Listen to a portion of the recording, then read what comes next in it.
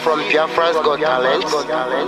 We are letting Biafrans know the reason why we should remember those who gave their lives for us, those who died that we may live. You died to end my suffering. You died fighting for my freedom. Your blood is the seed of redemption.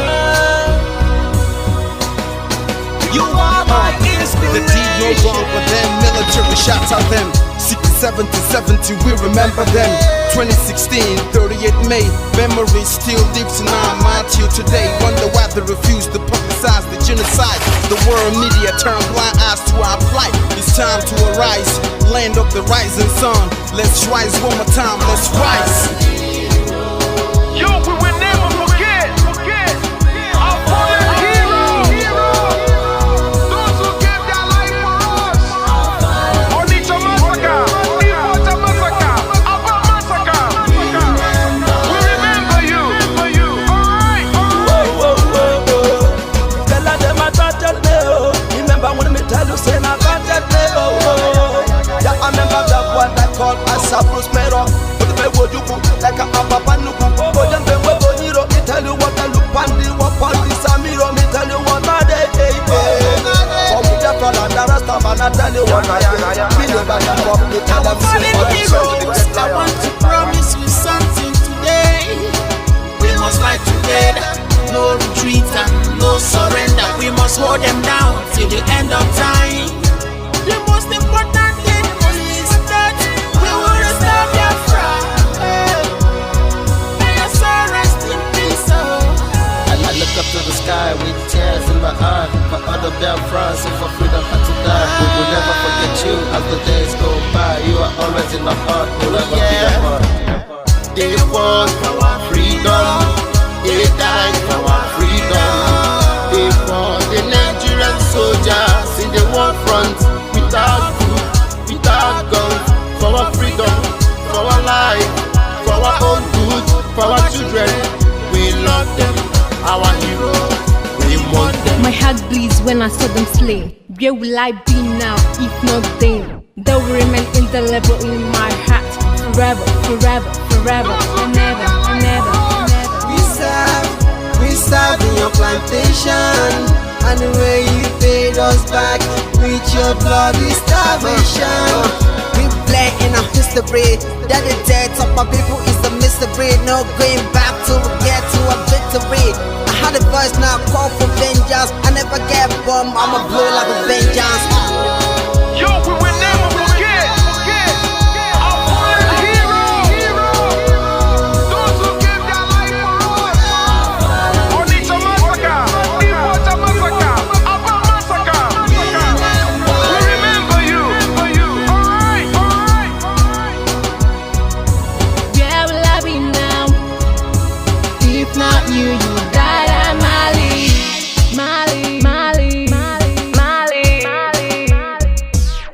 They were starved to death because of our freedom, and they paid the debt for our freedom. Flag high for those that died in the genocide, fighting for you and I. There is pain in the heart, we bleeding inside, tears in the eyes, so I'm falling here. This is for my fallen heroes. Give them motivation, people. It's like I'm looking at myself in the mirror. Cause to be a gas, I need to be a nurse. If we did not retire, They paid the ultimate price. They died for me, for the freedom of my unborn child. We live for the legacy. Yo, we will never forget our fallen heroes.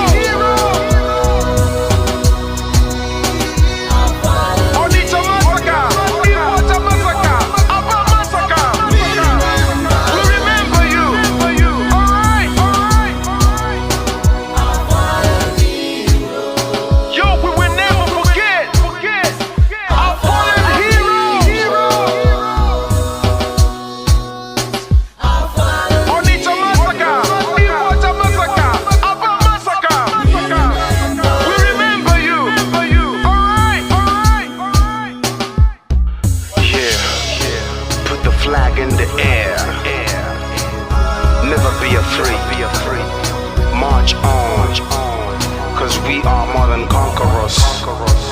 Yeah, you know what it is. We must revenge, and we must stand to represent who we are.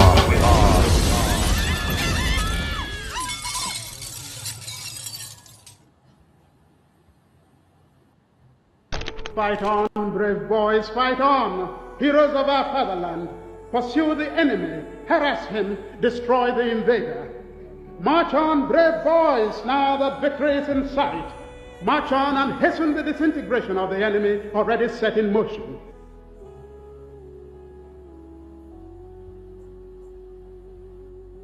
Fighting a war, knowing the difficulties, the odds against us, there is an element of fatalism, people feeling, well, if the world chooses to abandon us, then perhaps it is better we all perish.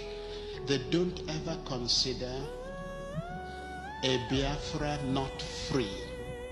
They believe in either Biafra free or no Biafra at all. That means none of us living to see it. I need Biafra freedom. We Biafrans, we need Biafra freedom. For this, I decided, even to die, that Biafra must have its own freedom. I want us to work systematically towards the establishment of a good, progressive, and democratic society where all vestiges of privilege and social injustice will be abolished, and the rich contribute more for the welfare of the poor.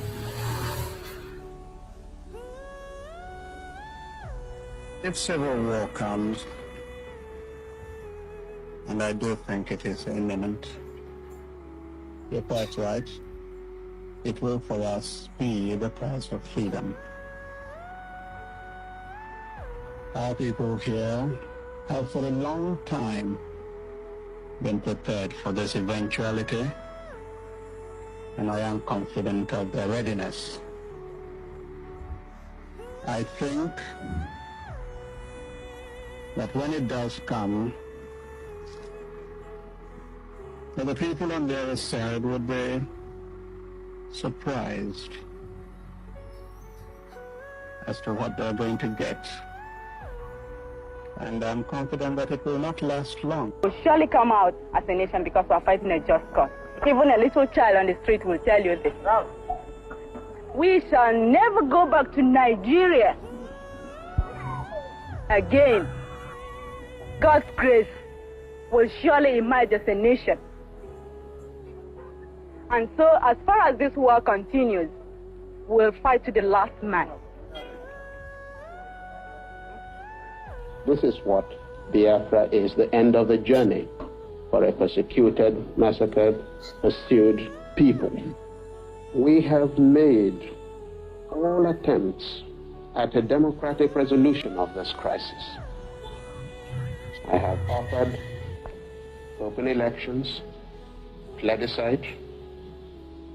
I have offered just an open carte blanche suggestion, anybody who can find a democratic way of finding out the wishes of the people, let him suggest it and we will go for it. Another Savior, holy, holy, holy, holy, Adimegujugu. Another Savior, holy, holy, holy, holy, Adimegujugu. Another Savior, holy, holy. If you do not believe in what we are doing, then you better get out. We're not going to stop. God knows we can never stop until Biafra is restored. We are peace-loving people. We abhor death and killing of another soul.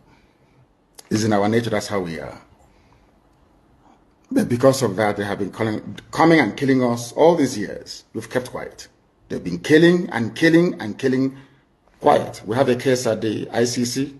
We have a case at Africa Union. We have a case of, what else again? Pending before the UN in New York. We've been to Geneva to tender our case. Before UN, till today, nothing. In fact, the more we complain to them, the more they come to abduct and rape our children, the more they come to kill us, the more they want to take over our land and our forests. And who told them that's going to be possible in our time? In a time, in a movement that I lead, you think you can come into our land and take it over? Oh dear. That means you don't know who we are. Welcome to the evening program. Thank you for joining. Connect from wherever you're connecting, like and share. Let us share some information and updates that is coming from the social media and from the conventional media. This evening, we are going to go on the different directions. So many people are concerned about the continued detention of Mazi Nnamdi Kanu and also Mazi Ekpa. And I am going to bring to you some of the videos that made it in this very week, that went viral, video that will touch your heart, that will lead to listen to. Some of those videos are very, very important. Maybe, just maybe, when you listen to them, you might be forced to wake up because so many of us are sleeping. So that is why it is important we play those videos so that those people who are sleeping can wake up. I don't know what they are waiting for. It's a shame that people who are not even Biafrans are the ones that are in the front line speaking on behalf of our leaders. But those of us who are Biafrans are the ones attacking them. And some of us feel that it doesn't concern us. We don't care. It is time for us to pay attention. People from the north, people from other parts of the countries are speaking up for our leaders. But those of us who are concerned, we are not speaking. We feel that it is Mazi Nnamdi Kanu's problem. It is Mazi Ekpa's problem. It is my problem. No, it is our problem. Until you realize and know that it is our problem, then be prepared for the worst to happen. So let us listen to some of the videos we found on social media that needs attention.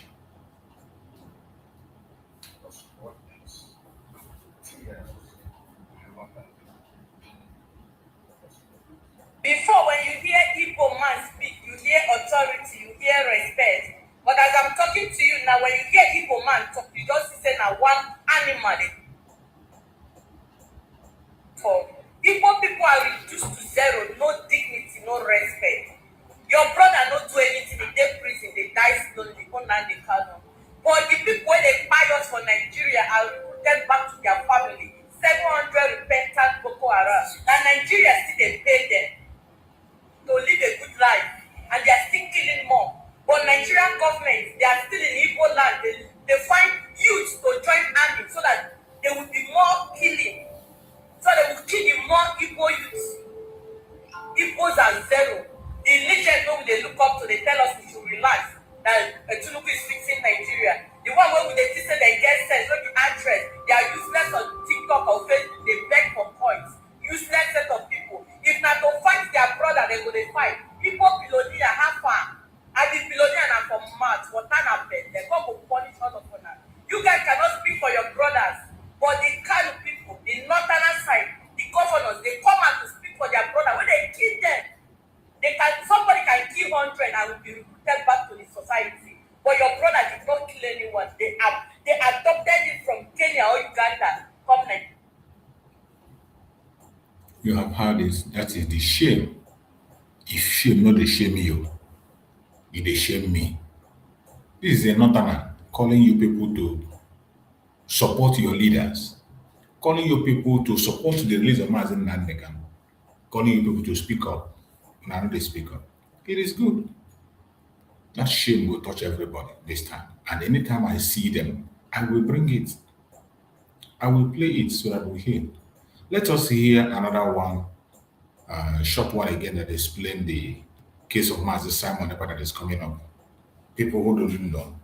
Just a quick one, then we'll go into their media and look at what they have in their media. Now, Today, I want to talk about Simon Ekpa. People has been texting me. People has been asking me to talk about Simon Ekpa. Who is Simon Ekpa? He's a Nigerian Finnish citizen, the Nigerian and a Finland citizen. Okay, although he says he's not a Nigerian, he's a Biafran. Okay, and I call him that. He's a Biafran Finnish citizen. He was a military personnel, Finnish military personnel, and he was a politician. Okay, a politician of. I think his position was in Nigeria they call it senator. Okay, I think in Ghana they call it MP. Okay, that was his member of parliament. That was his position. He was a very top politician in Finland. Okay, but he's an Igbo man. Okay, he's an Igbo man, and he's been facing terrorism charges. Okay, by Nigeria. Nigeria alleged. Okay, by Nigeria. Okay, he's been facing terrorism charges in Finland. From the allegation of Nigeria. Okay. Now, today we want to look into his case. Okay, to find out if those things that Nigerian government has alleged are true or not. Okay, because we've seen so many cases, the cases of even the case of Mazi Nnamdi Kanu. Okay, and all that. Okay. So in Nigeria you are being prosecuted on the basis of your ethnicity. One is once you're Igbo, you're an endangered tribe in Nigeria, that's one. And once you're a Christian as well, you're also an endangered faith. Okay, you're also an endangered person in Nigeria. Okay, so people are prosecuted on this basis. Okay, so let's look into the account of Simon Ekpa. Before he left Nigeria, they said he was an athlete. He was a very successful athlete. Okay, good one for that matter. Okay, and according to the story, they say he sustained injury and the Nigerian government abandoned him, okay, and all that. Okay, people say that is the reason why he's angry, he's pained, and all that, okay. But this is something we see happen in Nigeria. This is something we see happen in Africa. Okay, you find out the athletes like footballers and all that, these are the things they go through, okay. When they sustain injury, you find out that the country abandons them, and so it happens in Africa, okay. This is one thing we face, okay. So now, while we proceed, whether Simon Ekpa is guilty of the terrorism charges levied against him or not, I will want us to read an article. Okay, let me bring an article to you. Here says, my international legal intervention on the cases of Nnamdi Kanu and Simon Ekpa.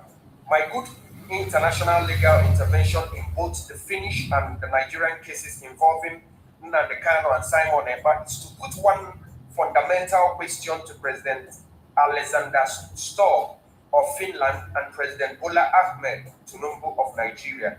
If a former Attorney General of Nigeria, Abubakar Malami, who was involved in the Nigerian government's counter-terrorism policy and the prosecution of terrorism-related cases, was himself later accused of offenses relating to terrorism, financing, or failure to prosecute suspected financiers. Listen to that again. Was himself, okay, listen to that again. Abubakar Malami, who was involved in the Nigerian government's counter-terrorism policy and the prosecution of terrorism-related cases, was himself later accused of offenses relating to terrorism financing or failure to prosecute suspected financiers. Then this raises legitimate questions about consistency, accountability, equal application of the law, and the principles of justice. How can the same laws be applied to individuals in such circumstances, particularly when one person, Nnamdi Kanu, was brought to Nigeria under highly controversial circumstances, while another, Simon Ekpa, was arrested and prosecuted in Finland? My intervention is not to prejudge the guilt or innocence of anyone. It is to ask whether international law, due process, fairness, and equal justice are being applied consistently to all persons, regardless of their political status or the government involved. Justice must be blind. The law must be applied equally. Dr. David Nyekorach Masanga, peace advocate and international legal affairs commentator. Dr. David Masanga, okay, this is the article he wrote. I picked it up on X, okay? Now, Did you hear that? Who is Abubakar Malami? He is the Chief Justice of Nigeria, the Minister of Justice, and the Attorney General of the Federation. The Attorney General of Nigeria Federation is undergoing terrorism charges in Nigeria, ranging from financing terrorism or failure to prosecute terrorist financiers. Did you just hear that? In one of the cases, he met Sowore in court. He's undergoing terrorism charges in Nigeria. The person who made sure that Nnamdi Kanu is brought to Nigeria and kept behind bars. The person who made sure that Simon Ekpa is arrested and prosecuted and kept behind bars in Finland is undergoing terrorism charges. He's facing terrorism charges in Nigeria. The person who accused Nnamdi Kanu of terrorism charges, of being a terrorist, the person who accused Simon Ekpa of being a terrorist. Did you just hear that? Okay. Now, Abubakar Malami served from 2015 to 2023. Okay. Now, he was the one, the Onisha killings. The Onisha killings. He was the one who was on seat when it happened in 2015. Also in 2016, he was there. The Mbo massacre, he was on seat when all these things went on in 2016. The Aba massacre, he was on seat. He was the Chief Justice of Nigeria when the Aba massacre occurred in 2016. In 2017, the killings of the Obi massacre, he was there and all that. Those killings that occurred from that time when Muhammad Buhari was on seat, which of course we've seen, he's been indicted sponsoring terrorism in Igbo land when he was a president and all that, using the Igbo and the southeastern governors. We've seen all these things. Abubakar Malami was the one on seat, was the one in charge. When they were trying to forcefully push Islam, push their Fulanization agenda, he was the one on seat. Now, will you say, I want to ask you a honest question, will you say that Simon Ekpa is actually guilty, or he was just a resistance to their Fulanization agenda? Can we say he's guilty, is actually guilty as charged or as accused, or he was just a resistance that the state, that the government didn't want? Kindly follow my YouTube channel for the full video, okay? Lucy TV, okay? Like, comment, and share. Don't forget to subscribe. Thank you. I love you.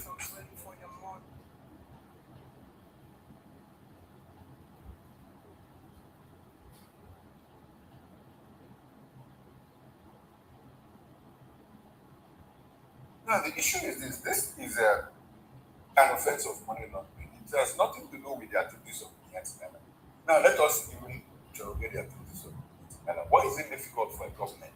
You know what they represent, cattle here, headers, and all of that. And there is this much more than that. There is this issue of header format.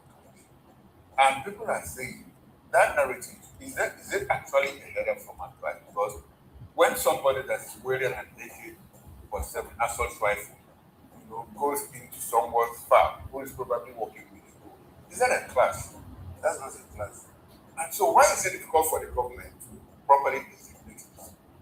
Meanwhile, international organizations have designated it as one of the deadliest terror organizations. Why is it difficult for a government to do that? You see, a header migrates from being a header to a terrorist the moment he begins to wield assault rifle in the farm.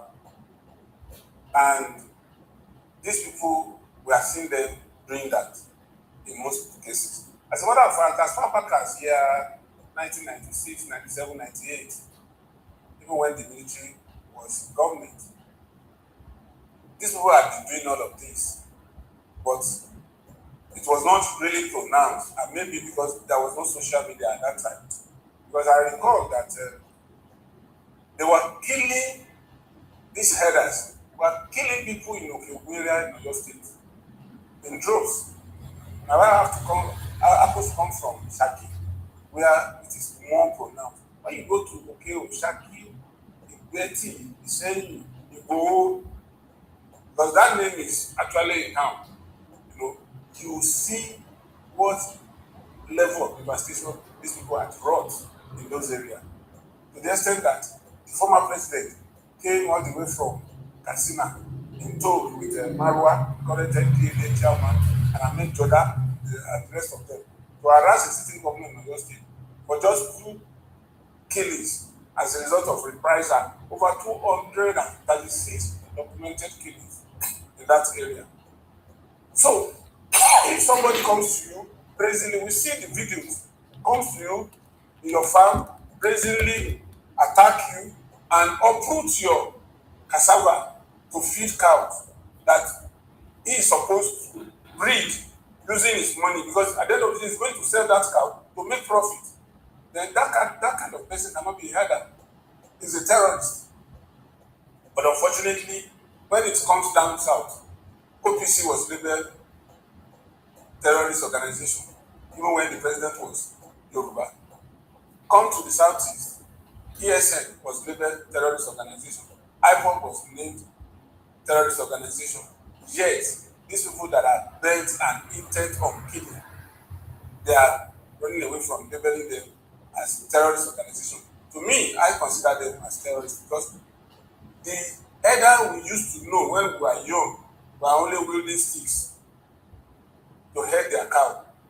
But the moment they transform from wielding stick to wielding AK-47, then you can't see their headers anymore. Also argue that there's been infiltration because just like you said, growing up, the Fulani headsmen, the headers we knew about, they just did their business innocently. But even the Niati have talked, they've raised an alarm and they said that there's been infiltration by some of these insurgents. So how do we, You see, before you can talk about infiltration, then there's some level of reception given to this man that is coming to infiltrate your ranks. They know themselves. As we speak, there are genuine headers in any part of this country that they do because they are known. You can relate to them. They live in the communities. But these migrants, so-called terrorists who call themselves headers, what they do is they have a camp somewhere. And then if there is anything, they are the militia arm of these people. Once there is any pushback from the community, they just call them, they come in and rout everybody and go back to base. So that is to explain to you what they meant by infiltration. Why did you invite them? If you knew that you are not up to something bad, why did you have to invite a stranger to come and infiltrate your rank, to fight your battle, and then kill as many as possible, then return back to base? So, if anybody is saying that infiltration, my community is my community. If anybody comes to my community that is a stranger, I ought to know. The people around the place should also know. So, up to today, in Okeo, as we speak, there are headers that mingle with the community. They do business with the community. They accept them. Nobody attacks them. But these people, they are nomadic terrorists who mingle like a wolf in the midst of sheep to attack people. Okay.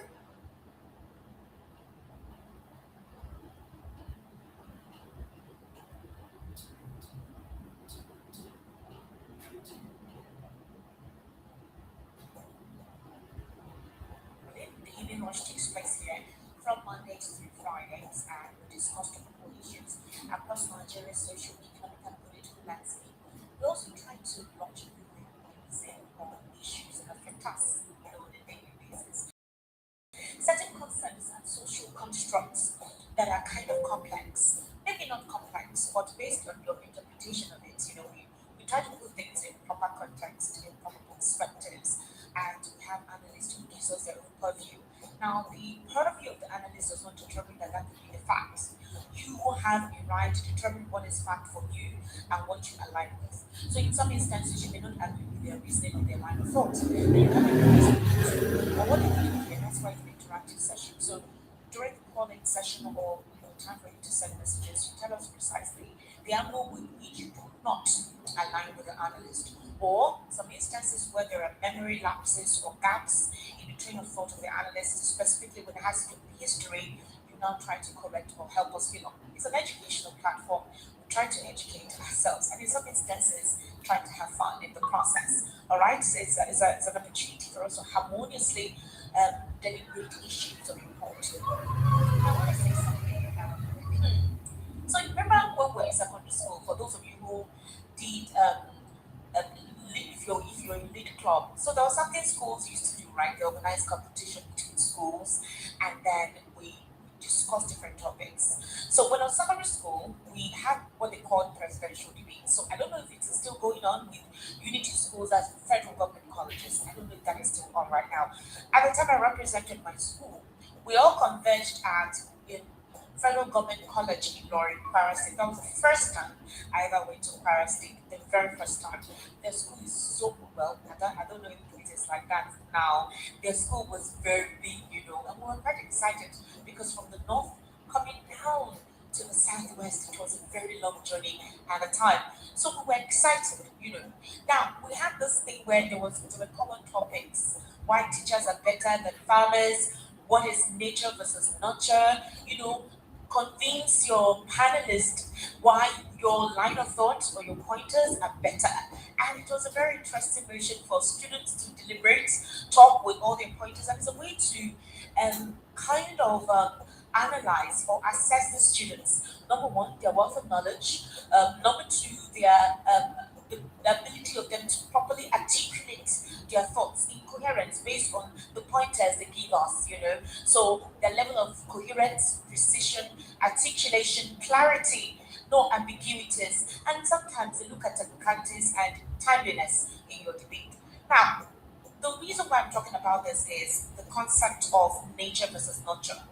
There's a saying that nature is a strong determinant, and that nurture, in some instances, do not really help to clarify or give a definition about a particular individual. Some persons will say, no, that's not the case, because despite the fact that an animal was born in the wild, once you're able to take that animal from that wilderness to a place that has a system, a structure, that animal, based on what they observe in their environment, will begin to adopt and absorb whatever they see in that environment. And obviously, in a structured environment, you instill what discipline. You let that animal know what is right and what is wrong, and whatever disciplinary measure can be applied when they do something wrong. When you do something good, obviously there's a reward system. So there's a structure to it. Then there's also the essence of if you do something rascal. My grandfather would also always, whenever we play too much, he used scallops, get out of here. That's what my dad is dad. He liked all this big grammar every time. So when these animals behave like scallops, let me use my grandfather's terms, you now do what you call, these are the systems you will have to go through in terms of punitive measures enacted on you. Now, where am I heading to? In Nigeria, they say that our comprehension, our disposition, our reaction, our absorption is determined by the nature of our environment, of the system we found ourselves, and the social constructs that Nigerians have been supposedly compartmentalized in. So we have an issue here. We are trying to understand the exact role that Mieti Allah plays within the insecurity context here in Nigeria. They are headers, who head their cows from one end of the country to the other. Unfortunately, in the midst of this, they destroy communities.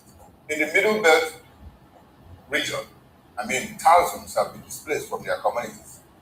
All thanks to probably these headers. And we hear that it's a header from our class. In the meantime, we have a National Security Advisor who tells us that, most of the arms of these terrorists are from the Nigerian Army Armory. How do you react to that, especially knowing that the government is unable to, in some communities in the Middle Belt, they have been chased out of their native lands, ancestral home and all of that, and people are living in IDP camps. Meanwhile, the people that displaced them are living in their communities. Yet you have a government that talks tough, fighting insecurity. They are unable to say, this people leave this place, doesn't belong to you. Go back to where you are coming from. And now return the internally displaced people to their ancestral home. Rather, what they do is go to this IDP camp, drop 1 billion naira for them and say, well, we are trying to solve your problem. What is the role of government in all of this? Yes. Kind of put this, and this is another serious point. It's very, very dicey and okay. If you explain that these are leather, what you just that they are moving from bush forest to forest, to make sure that it can have. And that is another part of what the issue is that the people that they are carrying plantation sophisticated weapons. The last time they were on camera in those days, you see the very keen 47 rifle. Then you expect to wonder, is this just a loan for cows? Who is in the that is going to wrestle with you, making sure that it is all it is, still your cow? Just a few days ago, I saw on Twitter, where these people were destroying a very large acres of maize. Destroying it just for the purpose of making it convenient for the cow. And when you get the reaction from the farmers, the kid, you see people coming from farm with their farm produce, and then you command them to release it to their cows. And when they their legs are being top up, they get raped, a lot of things, inhuman treatment being unleashed of innocent farmers. I went to some form of agriculture, and I will tell you that our cities are suffering there in our different lands, reason because this is wrong for insecurity of people in the forest. No buyers anymore. They will tell you, we can't buy this food because the forest is no longer. Nobody's going to farm. Food is becoming expensive, and there is no even food reserve for the country. So these are the issues that are affecting Nigeria. In another form, terrorism. And these same people who are the perpetrators of this crime are what people giving very lenient fine. Imagine the court pronounce 2 billion on an individual, then you go secure judgment in another court to counter the. You can see the way these people are using the same institution that is supposed to be protecting the people, using the same institution for their favor. Now you ask the question: how should the government react? Very simple. They've been saying ranking, pretty ranking for these people. What is the approach to the government, or what is the follow-up to this issue? Why can't you just give a marching order that they should withdraw these people from the forest, withdraw these people from the bush, withdraw them from people farmland? Tell them that they should be stationed in the place, which is the main purpose of that branch. Now, if it's okay about this, it's okay about their life, and it's okay about the food surplus. These are the things that they should be doing. But there's no attention given to it. But this is the issue. If you come and take statistics of people who have been killed, who have been molested with this, we will not believe it.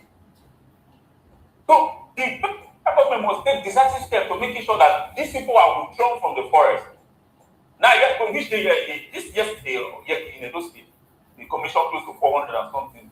But I want to see what they are going to do. Because here in those states, farmers are still being terrorized by these people. So put them in watch and see what they are going to do. All right, thank you very much. It's no longer funny. The forest are no longer funny. Just while we were campaigning, there was this woman that was dead in the forest. He was in a farm. They raped her and blind her too high. Okay. You can see that minimal treatment. We tried to for her to make sure that we bring her to the village, but the family were too scared. They don't want their wife to be exposed to situation for that friend. All right then. So I want to see what they are going to do. Let's see what the government is going to do about all of this. Insecurity. Okay. Then we should be seeing decisive steps. Decisive steps taken by the government. All right then, thank you very much. Of the terrorism, and the federal government must tackle. Another form of terrorism the federal government needs to tackle. Thank you very much, William.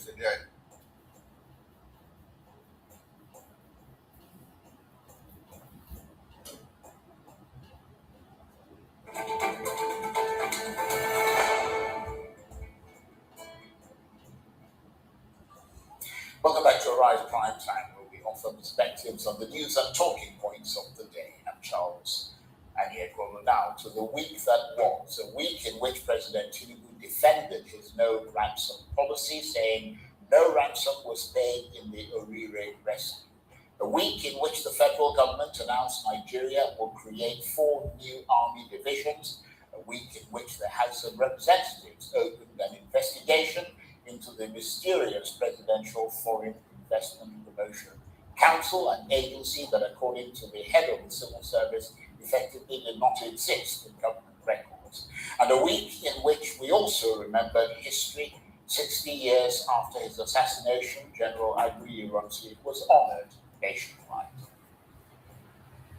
But to help us assess the week that was, we tell had a long week. I'm joined now from our studios in Lagos by Arise Director of Politics, Akin Oshuntokun, and here in Abuja by the Policy Strategist and Group CEO of the Global Investment and Trade Company, Baba Yusuf. Gentlemen, thank you very much indeed for joining us. Let me come to you first, Akin, in Lagos. Really good to have you on the program.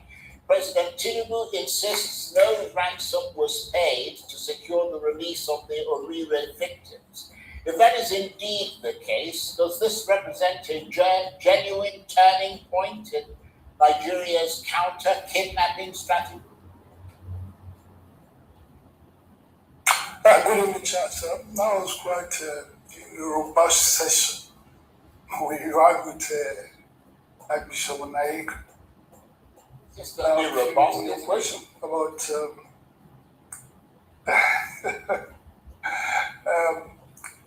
well, that is what I expect the government to say. That is the correct position to take. And of course, I mean, it will have been implicit in their actions right from the beginning of the menace. A government, you will be submitting to the terror, to the terrorists, if you accept to pay ransoms to them. I mean, the implication of that is that it will be a growth industry. So they'll be expecting that, which will attract, of course, more and more people. But you have to also balance that against the humanitarian aspect. That I just read today a group in Kwara State. I was astonished when I saw that over 100 students or victims have been in captivity probably long before the Orire incident. So when you see that, and then it's a very tough situation. It's a tough call, to make. But ultimately, if the government says that they have assumed, I think there's a renewed confidence in the capacity of the government to tackle the menace. That is a reflection of what I can make from that categorical statement, that they now have enough confidence in their capacity to tackle the menace without giving an inch, to the terrorists. Ultimately, as I said earlier, that is what had to happen. At one time or the other, the government had to not only refuse paying ransom, but to eradicate the menace entirely, to root it out, right, as much as that can be achieved. Okay. So that is, as I said.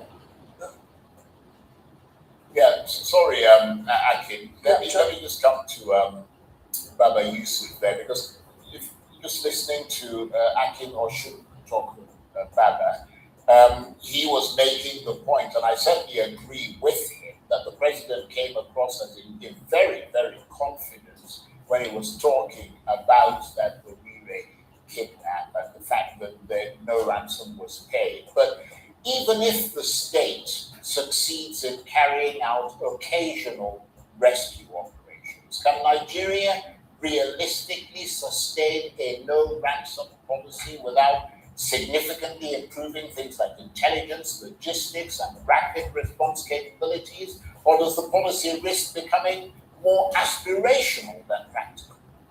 Thank you for having me, Charles, and good evening, viewers. And thank you for that question.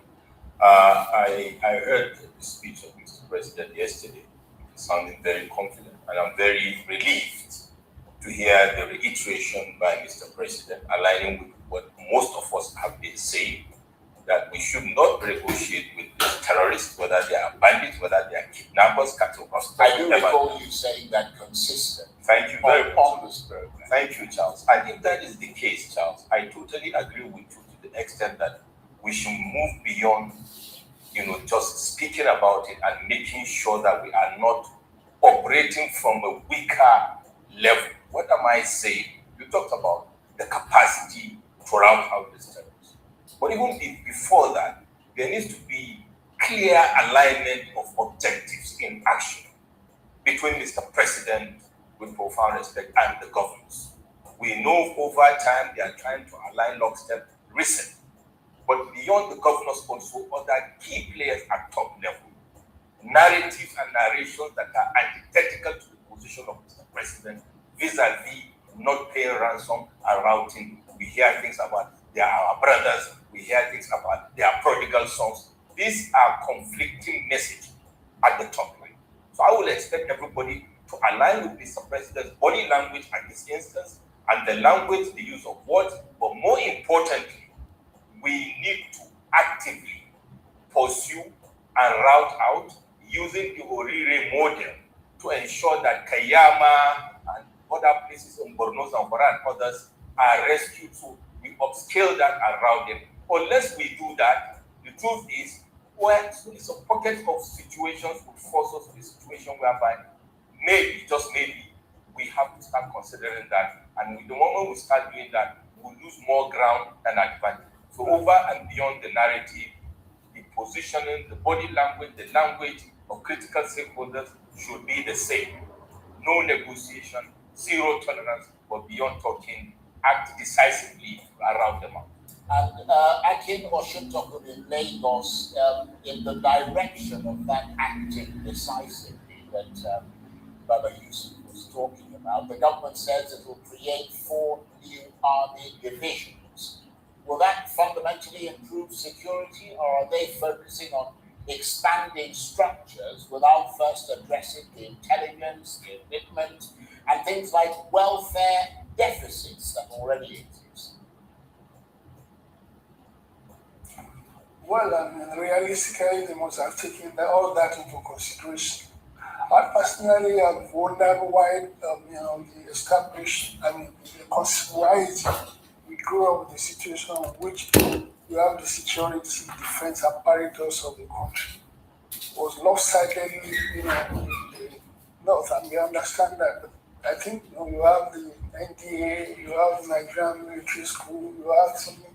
So I think it's a step in the right direction that you have to, if at the moment you can afford it, it's a good policy, and especially it's very responsive, to this security degeneration all over the country. That that requires now a faster and a more legal response to what is happening. It's something that even without the degeneration in the security situation, the more you can push your security capacity, the better it is. And when you look at America calls itself the superpower in the world, the only superpower. And on top of that, you still appropriate trillions of dollars to the defense industry almost on a yearly basis. So ordinarily, a country should seek to improve its security capacity, but more so in the situation of degeneration, extensive degeneration of security crisis all over the country. You saw the energy that was put into the Orire, and that was a situation that was peculiar in the way that we saw it from the beginning. It attracted a lot of attention right from the beginning to the end, and what the government was doing about it. For instance, the very day they were, the victims were kidnapped, security agents were on their trail the following day. But unfortunately, 3 of them died, from the detonation of IEDs, So that tells you, the scale and magnitude of the problem we're grappling with, and how this course is necessary, is prescriptive. The chairman and former governor Ayero was saying something which, of course, tallies with what I say, that when it comes to request for appropriation, more funds for the security in the country, the National Assembly almost automatically agrees and provides a fund. So there's not enough with the present situation that Nigeria is. You can't say you have overdone anything. I mean, it's a step in the right direction. And of course, you don't do anything just for it will be meaningless if you establish those divisions and they are not adequately, provided for to function as the battalion, as the unit that they are meant to. Right, that's a good point. We've got to gallop ahead because we've just got about 10 minutes left. So I'll appeal to both of you to keep your answers reasonably short. To comment very briefly, Baba Yusuf, on this idea of new sort of army battalions, divisions rather, and whether or not, because I mean successive governments have announced new military formations, commands, deployments, yet insecurity persists. Yeah, it's a welcome development, Charles, that we, for a long time, even the army chiefs or the military armed forces generally, including police, have been requiring to put more boots on the ground because of the scaling of multidimensional insecurity in Nigeria. So it's a welcome development. I think if you dimension this situation, we are talking about the frameworking of the divisions.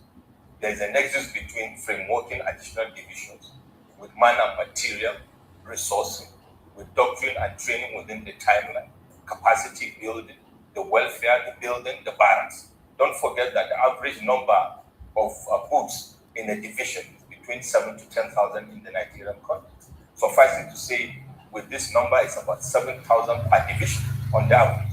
The scaling means about 16% increase on the 160,000 army boots, which means 16% increase in wage bill, in the requirement for resourcing for weaponry. Whereas we saw General Brema dying in Borno in a very sad situation where his battalion was overrun only 1 day.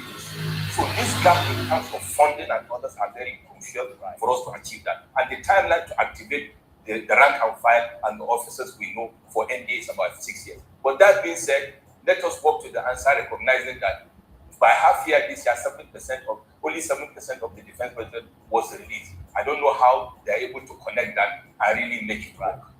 But it's a welcome development. Thank you for that. And let's, as I said, keep it brief. And let me return to you in Lagos, Akin Oshuntagun. Let's turn to the PFIPC scandal. How do you assess the investigation being carried out by the House of Representatives about that alleged fake agents? That's beyond expectation. It looks to me like fiction, right from the, I'm surprised, I've been in public service before. I've been operated at a very high level political position.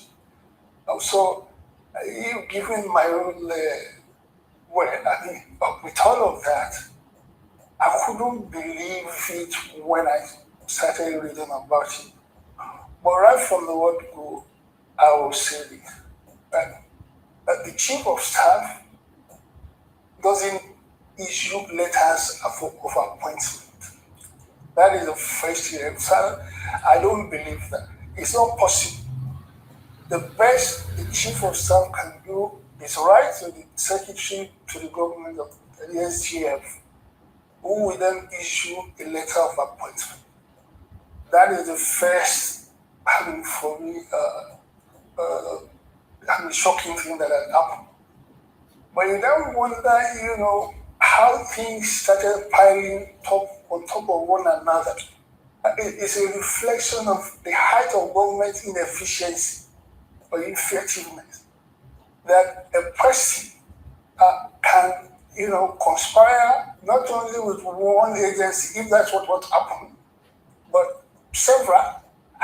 The office of the Accountant General of the Federation, the office of the SGF, the National Assembly.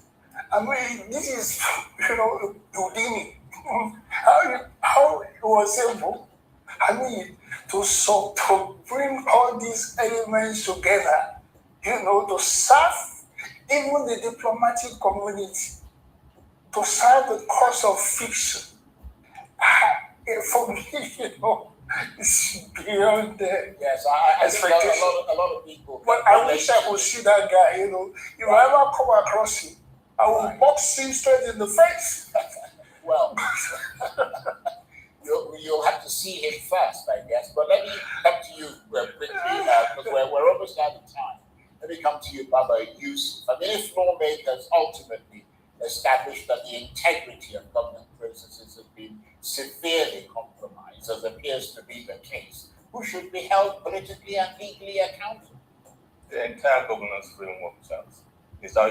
Oshuntoku mentioned the level of inefficiency. I would profound respect, more importantly, the rot of corruption, across institutions, whether it is executive, legislature, or the judiciary, and I say that with all sense of responsibility. Charles, recall February 2016, then Prime Minister, Cameron of David Cameron of Britain described Nigeria and Afghanistan as two of the most fantastically corrupt countries in the world. At the eve of a meeting that he convened where our president and Muhammad Buhari was supposed to attend. That is the law, how the other countries are looking at us in the community of nations. And 10 years down the line, rather for Nigeria to be better, we are having phantom organizations, and the worst part of it is across the arms of government, especially the legislature and executive, they are deodorizing the issue. And let me remind all of us that in the administration of criminal justice in Nigeria and anywhere in the world, the motive for disclosing crime, because it's a crime, does not excuse perpetrators from culpability. So demonizing Ademi alone and trying to make it look as if people just made mistakes, no, this is crime, this is criminality, pure and simple. And we should make sure that the other people that are part of it, of course, Ademi is already neck deep in it, should be brought out and they should face, justice. Unless we do that, nobody will take us serious. Charles, even the Guardian of youth and other medias around the world picked this story and ran with it. And we are here making a test of it. I'm sure the National Assembly is just doing what I call a dogs and pony show, because at the end of the day, just like piles and piles of report, they will go and gather those somewhere without consequences. And that is the tragedy of Nigeria. Well, we hope it doesn't end up being that way. Very briefly, Akin, because we're almost literally out of time, let's turn to the Agui Ironsi and Fajui Memorial. 60 years after the assassination of General Agui Ironsi and Colonel Adekunle Fajui, political leaders continue to speak about unity and sacrifice. Have those words translated into nation building, or are they becoming annual commemorative rituals with little practical meaning? Briefly. Well, there are some incidents that brings me to tears, every time I read about it, particularly tragic. And I've tried to confirm, from several quarters, whether what was attributed to Adekunle Fajui was authentic, that he said, well, he will not allow them to go and kill Ironsi. He was his guest, and he was going to go with him. And on that fact, I've been almost 100%, including people like President Obasanjo. People should know that was what exactly happened. But that is the beginning of the tragedy of Nigeria. That was what, of course, set Nigeria on the path to civil war. The catapult, especially, of course, I mean, there was a reaction to the January war, but the catapult was particularly vicious. It was, I mean, it was just too much. And these two people, and I don't know, I mean, we see what we were told precipitated or likely accounted for why he had to say the way he was treated was the unification decree. Was, abolishing the regions, abolishing regionalism. Yes. And so, of course, I mean, but what we condemned in him is what has become the political culture of Nigeria today. Okay. And largely responsible for where we are. Okay, well, let me come to you for the final word. Baba Yusuf Fajiri chose death rather than betray his commander-in-chief. Looking at Nigeria's political leadership today, do we still produce leaders who place principle above personal survival, or has that ethos largely disappeared? They have largely disappeared because the leaders themselves do not earn that kind of loyalty, Charles. Those kind of leaders earn that loyalty. But albeit today, political leaders want you to hero worship them. Psychophants is the name of the game. But I will land with this. For Nigeria to heal, we need to sincerely and honestly address these fault lines. Hypocrisy and glossing over these issues will continue leaving those fundamental issues while we pretend we have a united Nigeria. But indeed, the wounds are not healing. They are down there. They are still increasing and rotting. May God bless the Federal Republic of Nigeria. Amen. And Baba Yusuf, Group CEO of the Global Investment and Trade Company, is a policy strategist, and Akin Oshunchokun is a RISE Director of Politics, and he joined us from our studios in Lagos. Thank you very much indeed. That's it for this edition of Arise Prime Time. Join us again next week from me and the entire team here in Abuja and Lagos. Bye-bye. Thank you for watching.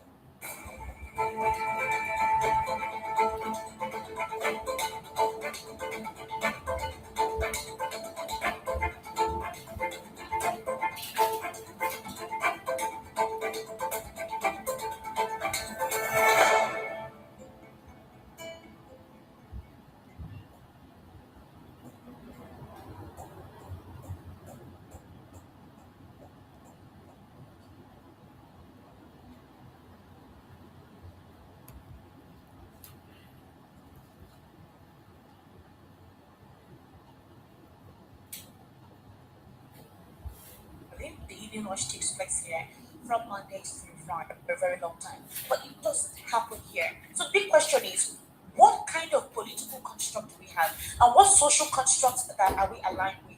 How did we come to a certain system where our social construct is so abnormal that some persons consider it to be primitive? Primitive to the point that human life is so basic and not valued by their own citizens. It's a problem. So, for example, if an animal was raised in the wilderness, and you think you want to bring that animal from the wilderness as a teenage age when they have grown to an advanced stage, and you say you want to take that animal and bring that animal to society that has a system or a structure, and you want to discipline that animal, you do know what you're getting yourself into. So it's easy to modify, to mold people when they're little.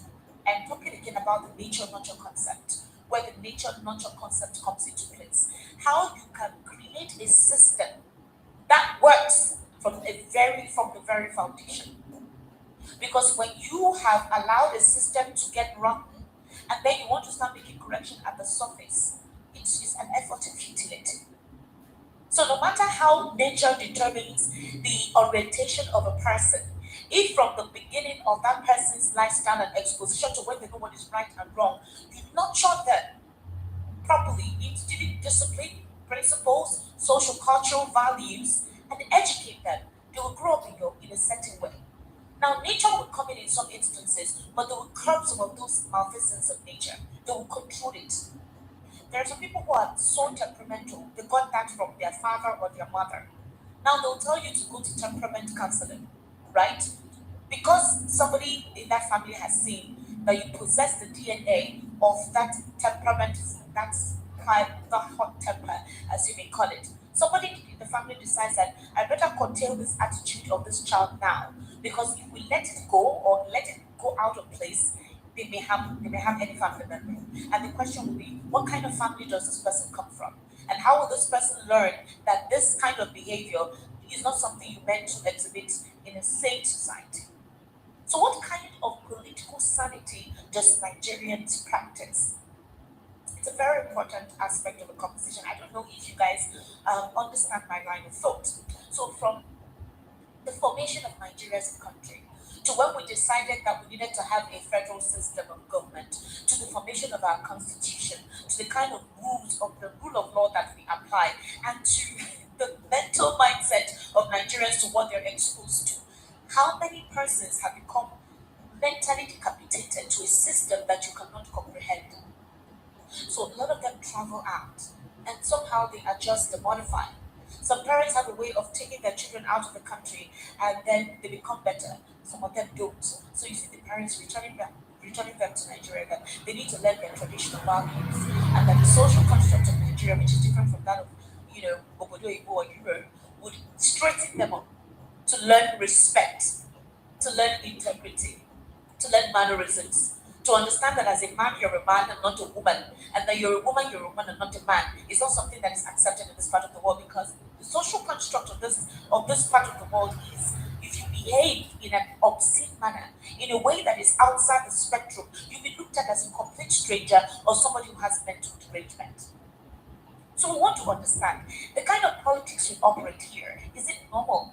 Was there a fracture from the beginning or from the onset of the political journey that Nigeria decided to adopt when they wanted to go into a democratic setting? When they said we're no longer in a military era, we want to embrace democracy.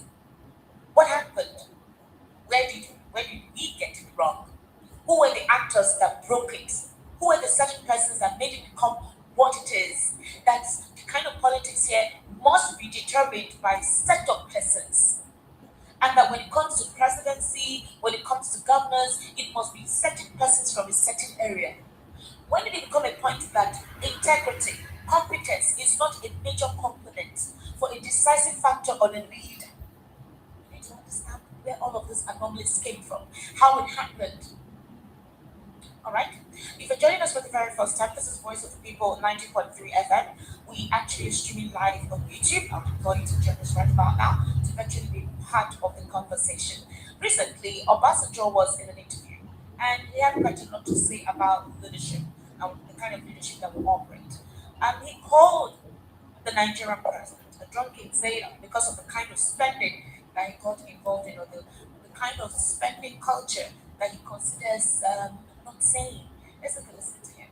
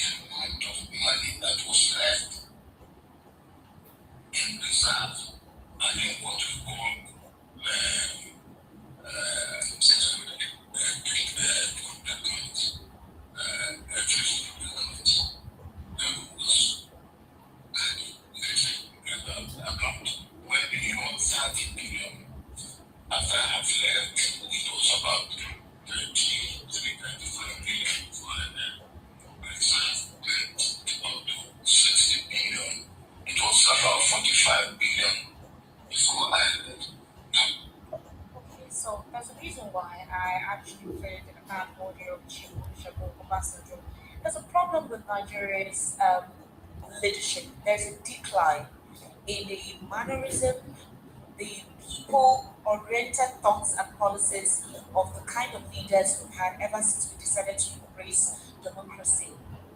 We seem not to have leaders that prioritizes the interests of their people, and that they have created a cesspit of corruption in the system that somehow people are confused at this point. So we're now asking ourselves, if there is a retrogression and no progression, what is the essence of being part of the political system that at the end of the day, there are a predetermined set of persons who decides who emerges? What is the essence of going through the exercise if at the end of the day, people's votes may not count? It's just an exercise to let it be to the international community that certain persons participated. What is the mental state?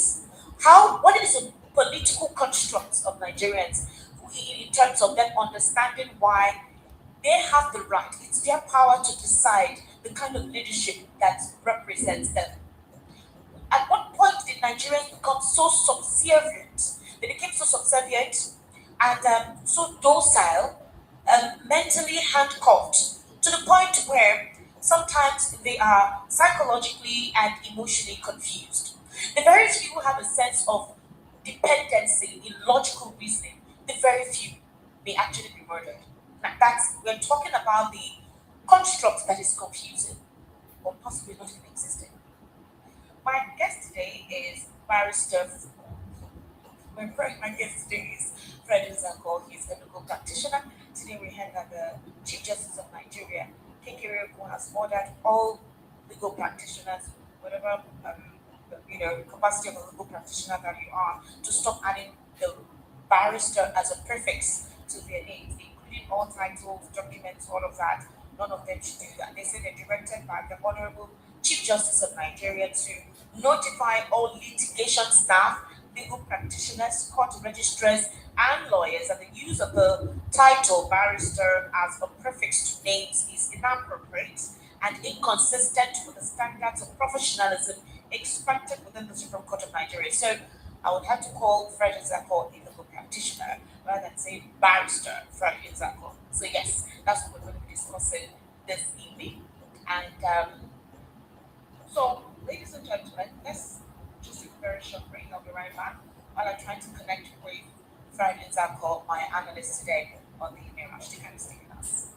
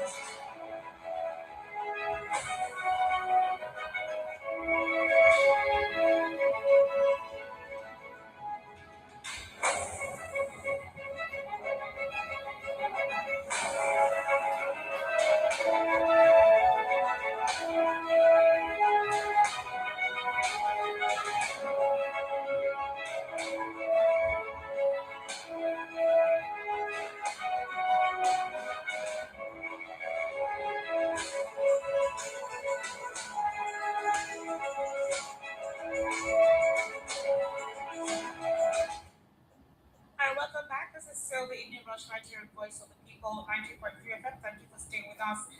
Oh, Fred Nzako, good evening, sir. How are you? Welcome, sir. All right, my analyst today is a legal practitioner, a political and social advice commentator. Sir, first of all, let me ask you this question very briefly. What happened to our political space? What kind of political construct or political mentality do we practice in Nigeria?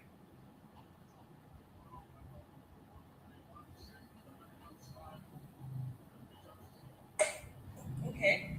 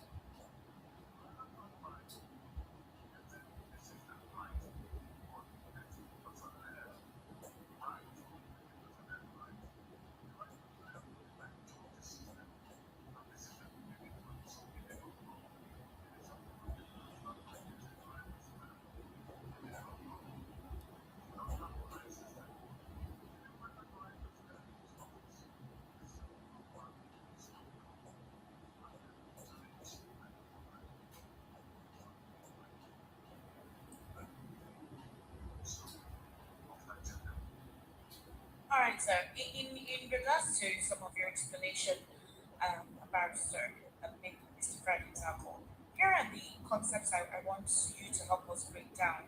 Nigerians always complain. I think I recall those times when the National Orientation Agency was active, all right, when it was not just an agency established to be moribund or redundant and monies allocated.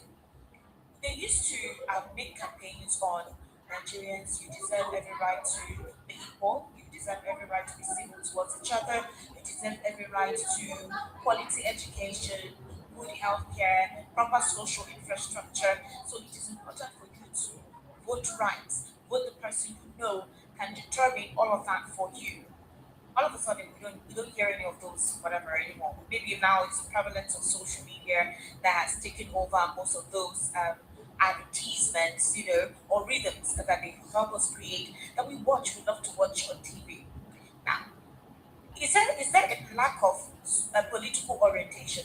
That there is just a manner of thinking when the political season is rife. So the manner of thinking is like this. I don't care if my person is capable or not. So long as the person is from my region, I'm voting for that person. Oh, okay, well, yeah, the person is not 100% perfect, but he's better than others. Or these people think they'll always remain in power because they think they're the most populated region, or they think that it must be the deciding factor determining who becomes president of Nigeria. There is this line of reasoning, and that a lot of when you open spaces where conversations are held, you begin to hear the same rhetoric, the same narrative. So is it deliberate to discombobulate the thinking faculty of a logical Nigerian? Because when you hear some persons who are quite educated talk and reason, you're dumbfounded as to why they think and reason in a very myopic, all right, a primitive way. It hurts me. It angers me when I give some level of regard or respect to certain persons who should know better.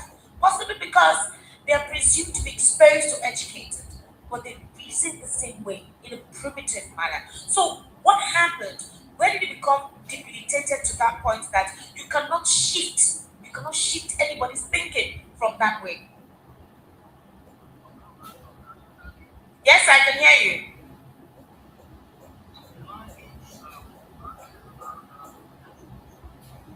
I can hear you well, sir. Yes, I'll be back to you, Sid. You can't hear me. So you didn't get my question.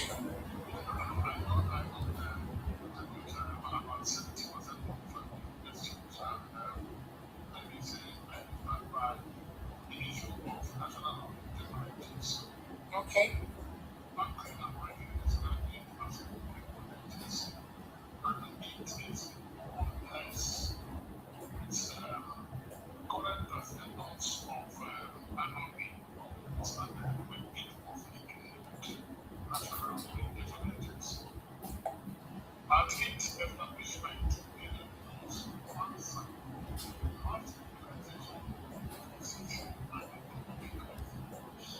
Okay.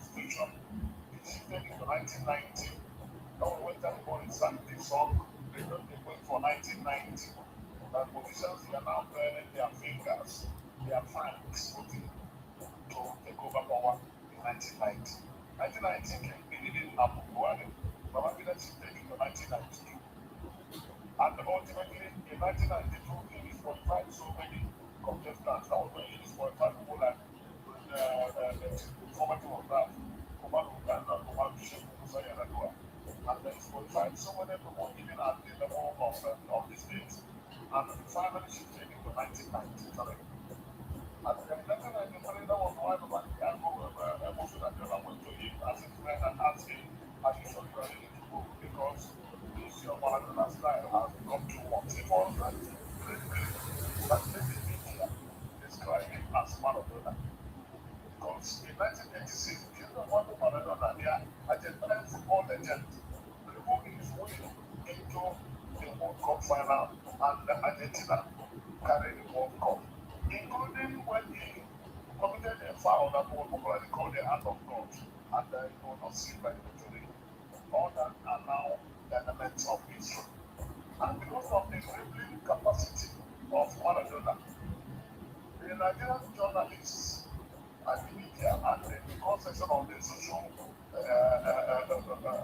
socialist side of the Igbo described Babangida as a Maradona. And then Maradona is still back to give them more or less an alliance, which is an expression of how we have dribbled Nigerians on the political front.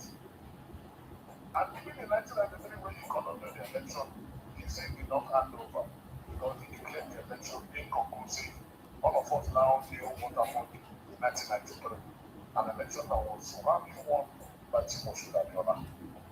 Now, as he was preparing Nigerians towards handover to democracy, once that was created, America was doing very well. And when they came over to democracy in 1999, ultimately, when America had its own law and the rest of them, that some was now changed to National Communication Agency. When it was changed, it had something as of trying to bring the people into the realization of their responsibilities and their civic roles as citizens in a democratic environment. Shortly after that, the effects of national intelligence continued to dwindle over time. And by the time Buhari took over in 2015, NOA was almost became completely moribund, and it has not resurrected up to today.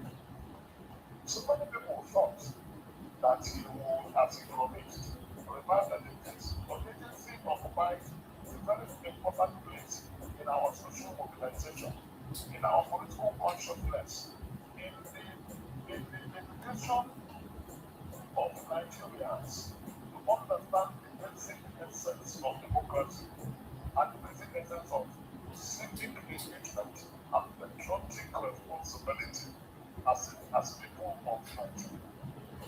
Because going to school does not mean that one is learned or educated. And that is why sometimes we have this picture that somebody is an educated illiterate, meaning that one went to school but knows next to nothing on issues of civic responsibility. I can tell you this that with all sense of responsibility and mobility, that so many things are at best deliberate political illiterates. And when I say political, I do not mean issues of belonging to political party. But let me use the word patriotism instead of political. Many Nigerians are educated patriotic illiterates or illiterate patriots because they do not understand what it takes to become patriotic and what it takes to build a country and fuse it into a nation state. A nation state where there will be not only equality before the law, but egalitarianism, justice, equity, and fairness. Anybody who imbibes these cardinal principles of humanity, justice, equity, fairness, and egalitarianism, even if the person didn't enter any form of this book, that person is educated and patriotically conscious. But even if you have a PhD, or you are a professor, or a senior advocate, or whatever you are, and you do not have those cardinal principles of humanity, the person is at best an illiterate. There are too many illiterates in Nigeria. It does not end in speaking high sounding grammar. It does not end in acquiring well and resources. It does not end in capturing. That is not selfish, but it ends in your degree of fairness and equity, your degree of tolerance and accommodation, your degree of hospitality and compassion, your degree of empathy and feeling for one another. I can tell you why that these qualities are lacking largely in Nigeria. I always use this as an example. It took President Ekpa efforts from America to come to eradicate the war in Nigeria in an environment where we have so many billionaires. How many philanthropic organizations do we have in this country that are not politically motivated or motivated, that are naturally altruistic and naturally humane? How many do you have? If not that a lot of them will be attached to the government trying to milk the government or trying to milk the naturally good ones from abroad. How many do we have? How many foundations in this country that are not based on politics? When you go to an environment where people have passion for humanity, people without going to church or going to mosque or even praying 5 times a day or clapping and doing night meeting all over the place, you see them loving one another. The Holy Ghost told us that the biggest law of nature is to love your neighbor as yourself. How many Nigerians love their neighbor as themselves? And that is why somebody will open his mouth and say that people are a pot in a second. Somebody who was given one day to lead over 200 million people will come out a section of the populace and call them a dot in a second. In any environment where even though we have federal government principle in our constitution, but nepotism, ethnicity, tribalism, sectionalism, and criminalism is uppermost in our principles as leaders. Where is that federal character? We need to be described in the constitution. And that is why somebody will sit down and say, oh, he's from my side. Let him lead. How can somebody open his mouth and say, instead of an Igbo man, they become president, I don't mind them differently killing our people. The leader of Southwest made such a pronouncement that he cannot stand an Igbo man being a president. That even if he has all the solutions, he will not become president. That he doesn't mind let the Maroonian terrorists from another ethnic group of Nigeria continue to kill his people. Now, sir, hold on. That's indoctrination, sir. That indoctrination. Where did it stem from? The people cannot grow up with a certain mindset if they were not molded to think that way. Of the mind, a mind that is corrupted, a mind that is only self-opinionated, a mind that we're talking about xenophobia. Xenophobia is equal to tribalism of all forms, is equal to sectionalism. Because if we are all within Nigeria, and the Igbo man does not want to see the Hausa man, the Hausa man does not want to see the Ikebuli man, the Yoruba man does not want to even hear the mention of people, and vice versa. They want to tell you, even that we have domestic xenophobia, we have a proper hatred among ourselves. So the question will be, how do we make it solve all that? There's another thing that says, when the kid comes, when you go to the mother goat, is eating or chewing the cud, we kids is watching and observing. If Nigeria will get it right, the elders and the leaders should know that they have a portion of responsibility, not only to themselves, not only to the immediate generation, but to the generation. I had an opportunity to speak sometime about the problem in River State, and I told them point blank that the crime they committed against their brothers during the Civil War, one episode of African property, is what is threatening them of the today because the leaders and the fathers and the elders have only taught their children morality and the external of lust. They have not taught them brotherhood, they have not taught them love, they have not taught them autonomy, they have not taught them cohesiveness and togetherness. Is that what the young ones are saying as kids watching their adults is humanity, and they carry it to everything that they do.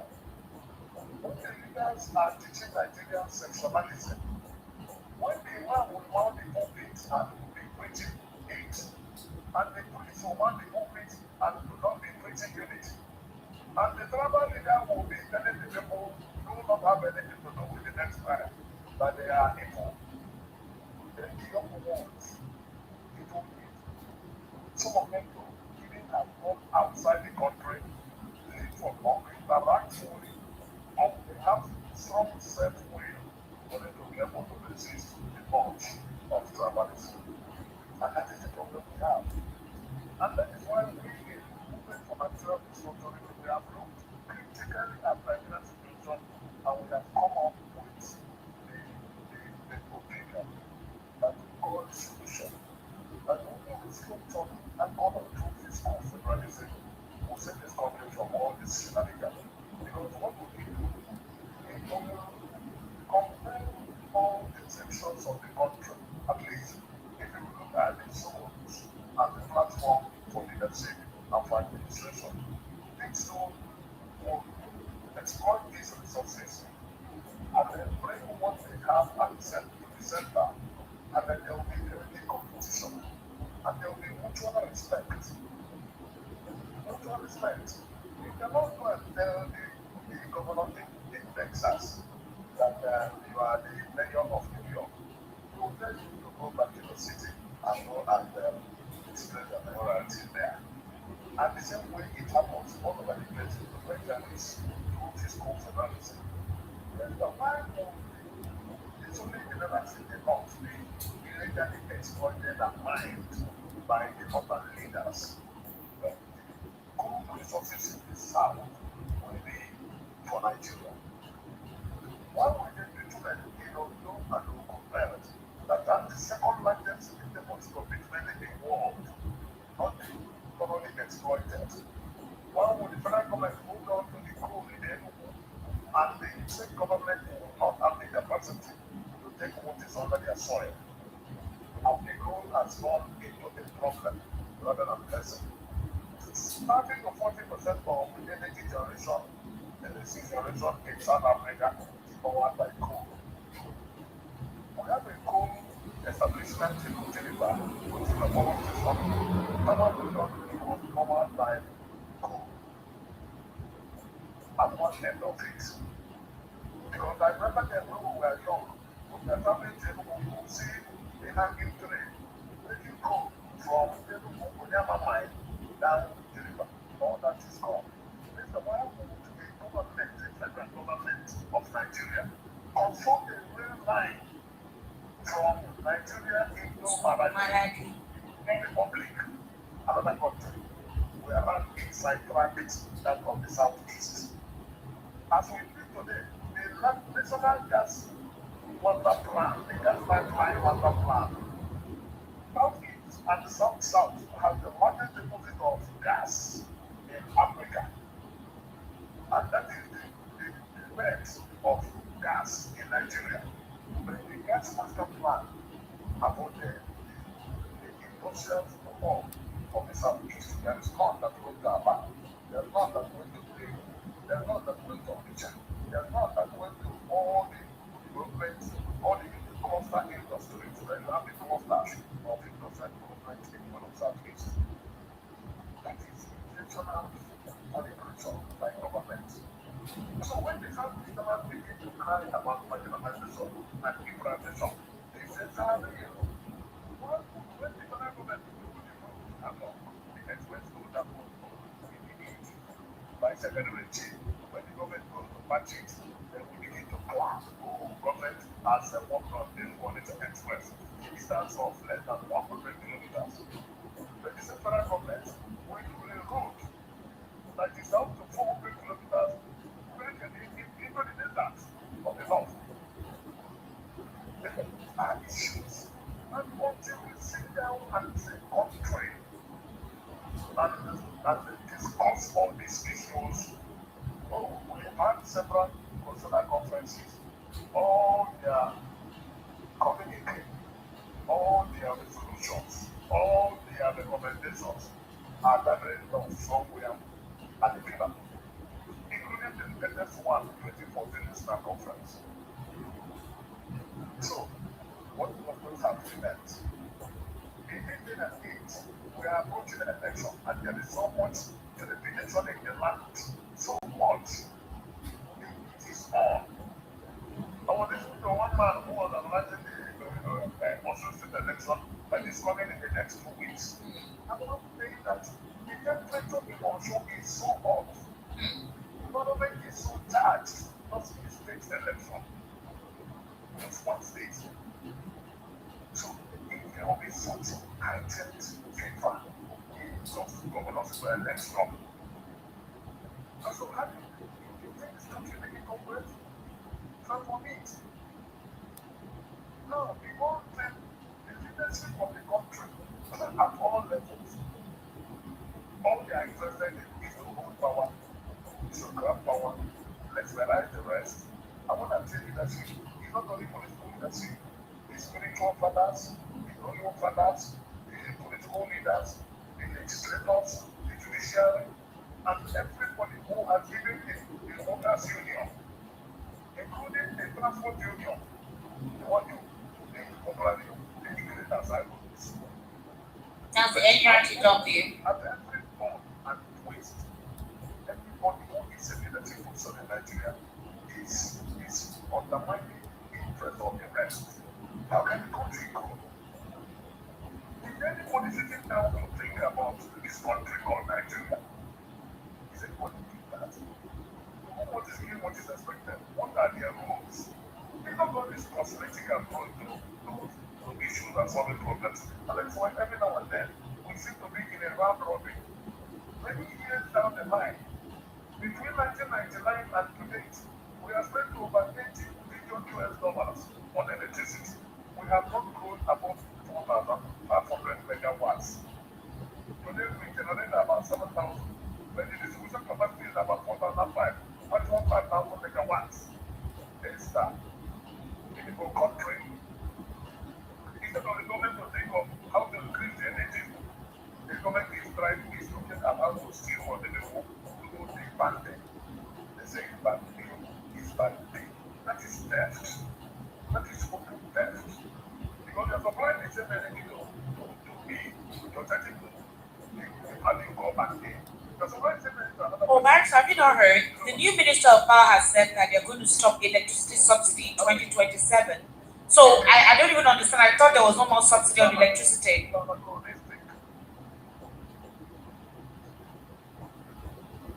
Hello, sir. Yes, I'm here. I said, have you not heard that the new Minister of Power says they will stop electricity subsidy in 2027? I thought that there was no longer electricity subsidy. I said the new minister said that there will no longer be electricity subsidy in 2027. I didn't know that electricity was being subsidized. Yeah, he says that by 2027 no more electricity subsidy. So the better to say no more electricity supply. Because I didn't know that electricity was being subsidized.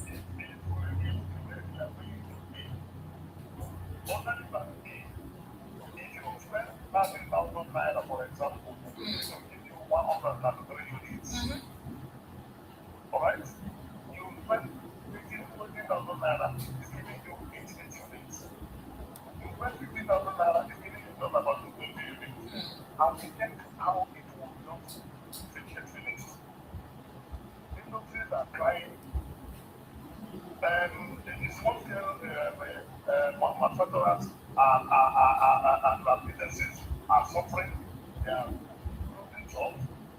And the same government is telling us that subsidy in electricity. Meanwhile, every budget cycle, government budget to huge amount of money is clearing outstanding debt to companies. How can you be doing that? Are they not supposed to be running as private business? Because they might have handed over the electricity industry to their cronies and friends who have the ideal ones that push to investors. Because they have nobody to they don't have the conscience. They also don't have the capacity. They don't have the wherewithal. They don't have the expertise. All the major companies during the time of privatization, all the major companies in Germany, from Israel, from America, in Kenya, there's another company from Germany, Siemens, they all came here. A country that was serious, who partnered abroad in this world. Yeah. And then one that chose they want to face program so that they will be able to transfer the technology to the indigenous operators. The same way we have in the oil sector, where we have the Nigerian Content Development Board. But even with that, the exploration part of it is still in the hands of the foreigners. Alright, so we'll take a very short break. Alright, so Frank, we'll take a very short break. We need to pay our bills. Be right back. We'll continue with this conversation, sir. Thank you very much. Please just stay on the line. Alright.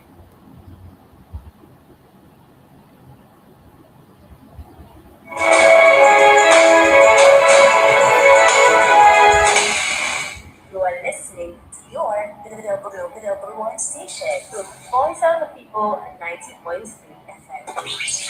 Do not touch that dial. Parents, you've worked hard to give your child the very best future. With a 90% graduate employment rate in the first 6 months of graduation, that future can be right here at Lancaster University, Ghana, the only British branch campus in sub-Saharan Africa. The same globally recognized UK degree, accredited to the highest international standards, all within a modern learning environment. Applications are now open. Visit lancaster.edu.gh to apply today. Lancaster University, Ghana, a global degree at your doorstep. This is number one sugar down. Voice of the people, 91.3 years old. Leaders.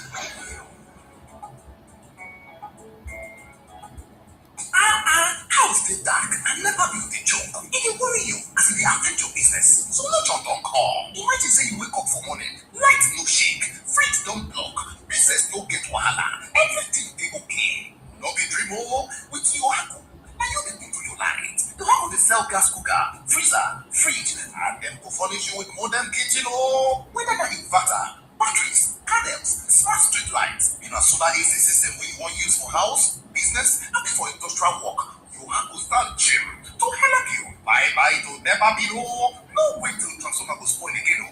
Oh yeah, roll call you Haku for 070-121-30260 or 080-324-82573, or you fit to call 080-669-60066. For Lagos, we there for shop F1179 Industrial Section or Joalaba International Market or shop G6 Electronic Section, Alaba International Market 8th line, Ute Oboti Plaza, Abuja office na Corporate 13, Dubai International Market, back of Games Village, Kavu District, Abuja. For Port Harcourt, we there for number 51, Oporo Road, Eziowa Elite Trade Center for River State. Yohako website na www.yohakoproducts.com. Online store na www.yohakostore.com.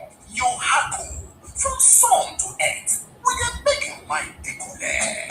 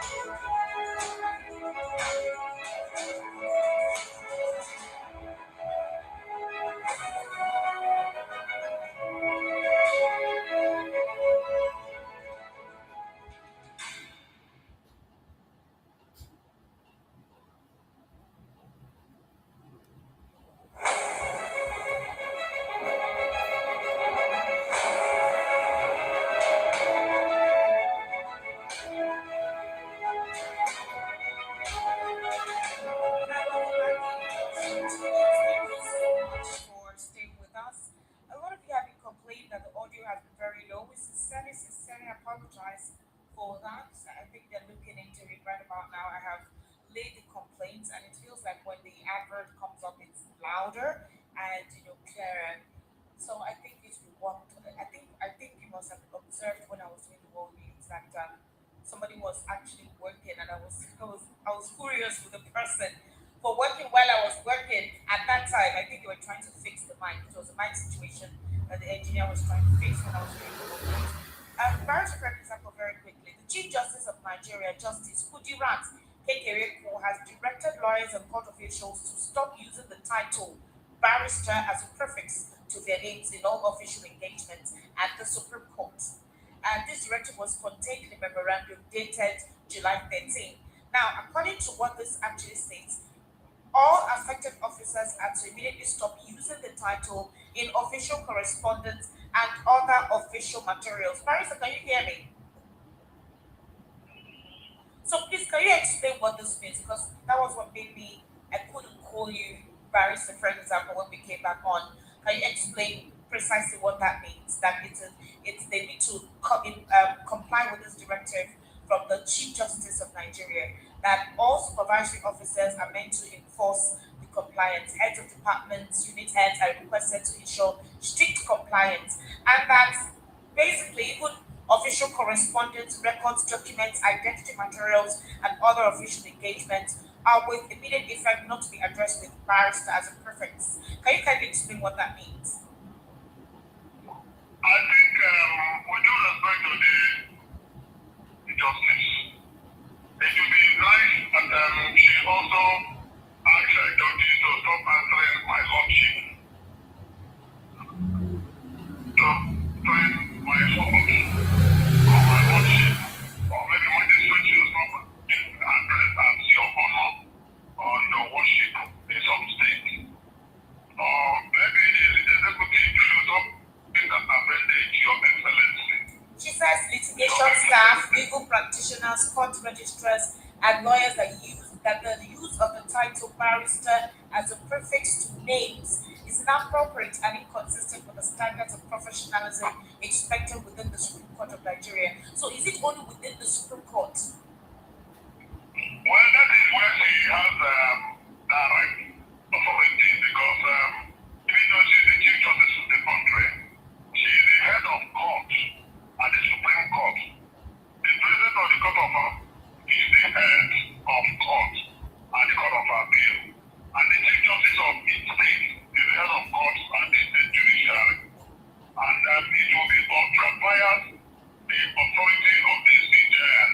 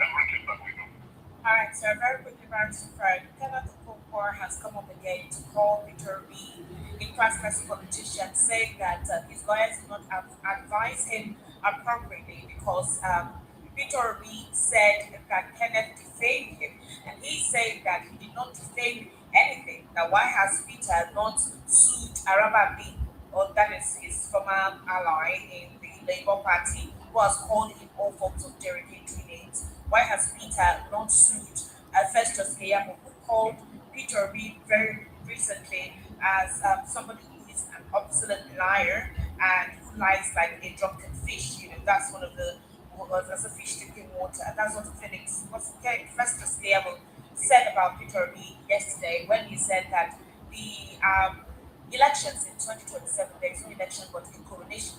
Now, I told you that the APC have over time expressed that confidence that they're going to win the elections in 2027. It's a coronation. So if they're this confident, then where did the opposition lose it? Well, it has become very obvious that anybody who wants to appear in the headline in newspapers or want his name to be mentioned in the media will go and begin to talk about P2B.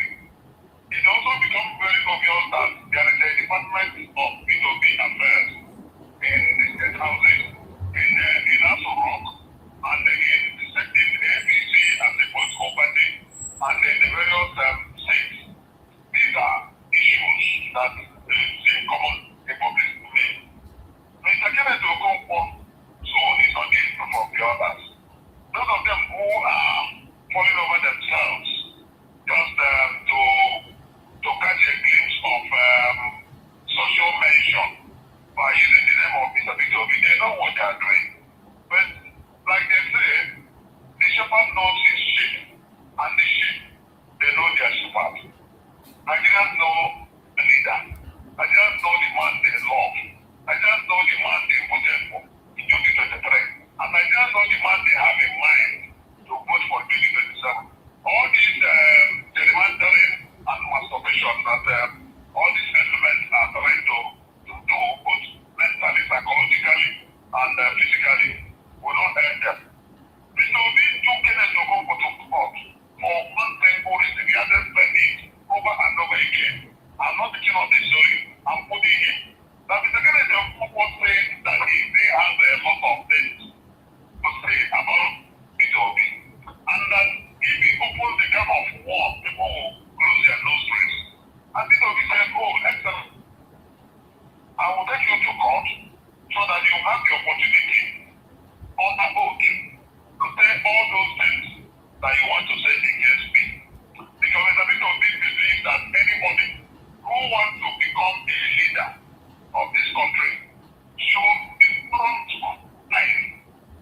prepared and thoroughly examine in and out. Bring his past, bring his presence, and if you can imagine his future, bring it to the table.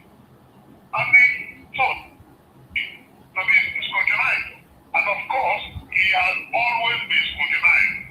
And that is why he is the man of the moment at all times. He is the man most talked about.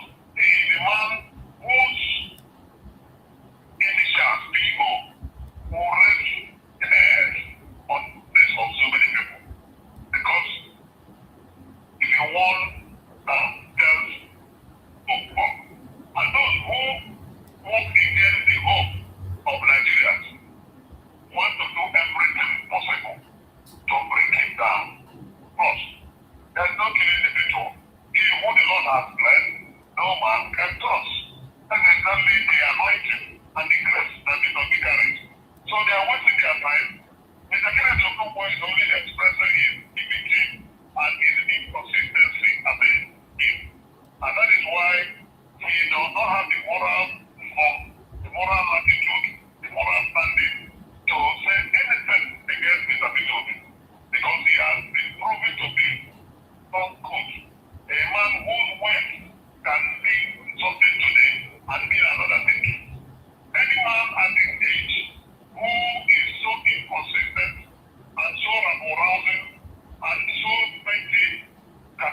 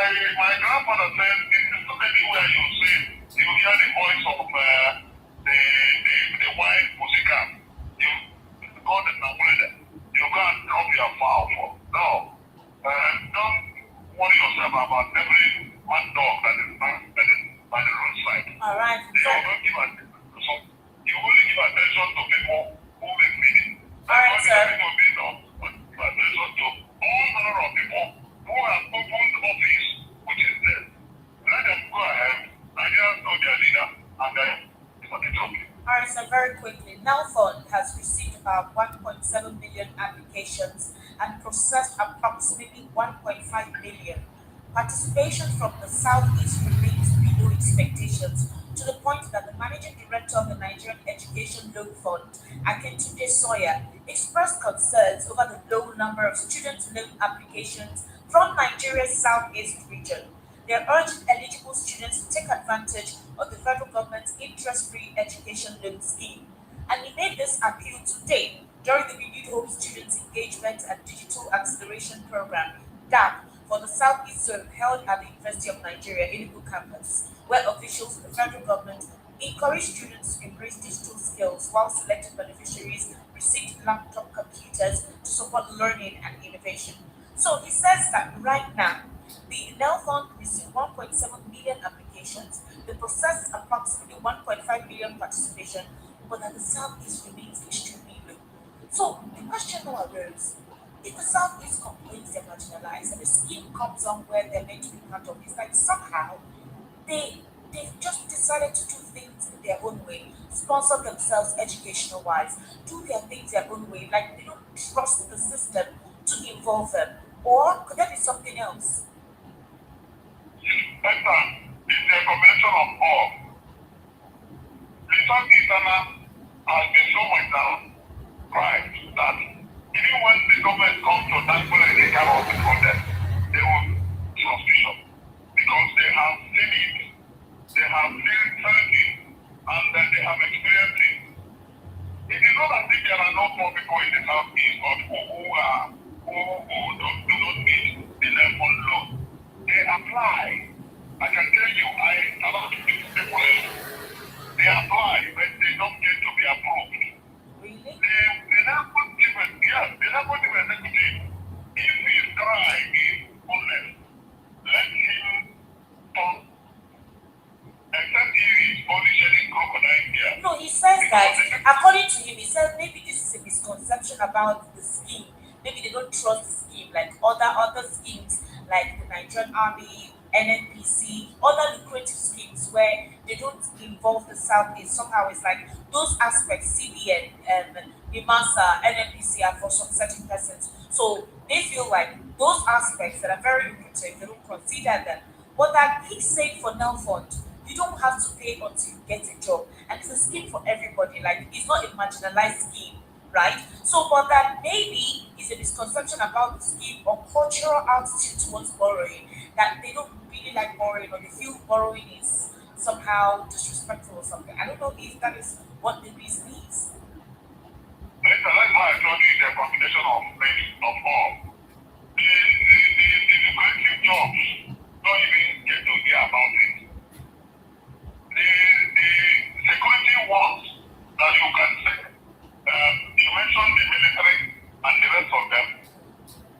That is the one they will come and be dangling before the youth in the Southeast. And the youth in the Southeast, their brothers who are hopefully the military will tell you that even within the rank and file of the military, some of them who are from the Southeast are manifestly exposed to danger by the commanding authorities. Now, if you want them to come and take them on loan, why would you marginalize them when they are entering secondary school in the schools? Why would you marginalize them when they graduate and then the man who took their own full loan from another part of the country will get a good job in CDF and in 1 month he pays it off? The young man in the Southeast who took the loan, he will come out and the loan is tight around him and he has no job to pay. And psychologically he is traumatized. And that is why we to touch. But it is not just a cultural thing that the Southeasterner is an entrepreneur, very enterprising, and they can take reasonable measured risks. But they are not good at taking foolish risks.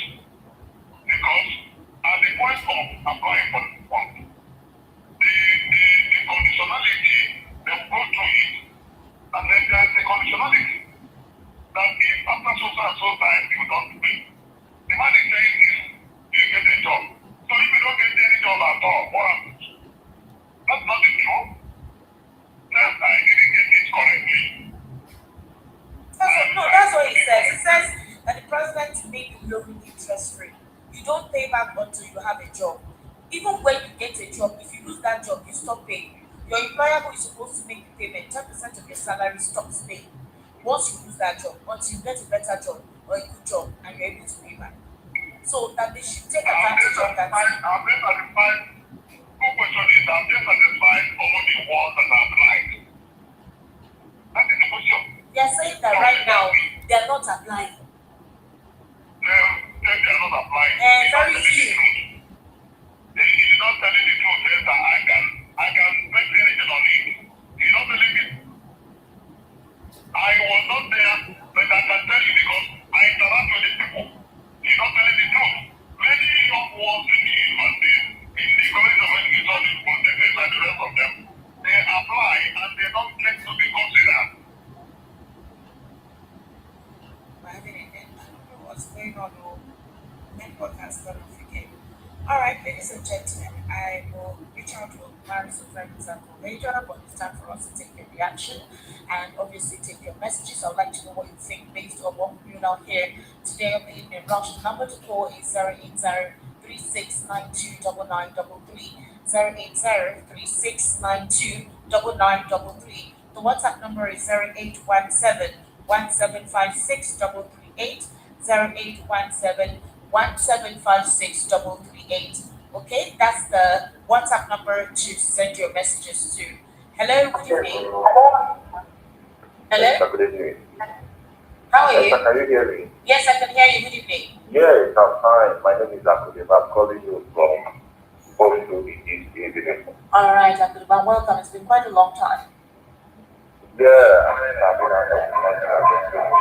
welcome. Hello? I would like to weigh in. Can you hear me? Yes, I can hear you now. I would like to weigh in on this level form that these people are flaunting on our faces, and whatever they are saying about the Southeast. Let's get it understand. Southeast people are not longer tracing. That is number one. Whatever you throw at them, they are going to filter it. Take it very, very well, and know the risk and the gain on it. They are not the people you can just entice to just anything through at them. They will be jumping and shouting hallelujah that the Messiah has come.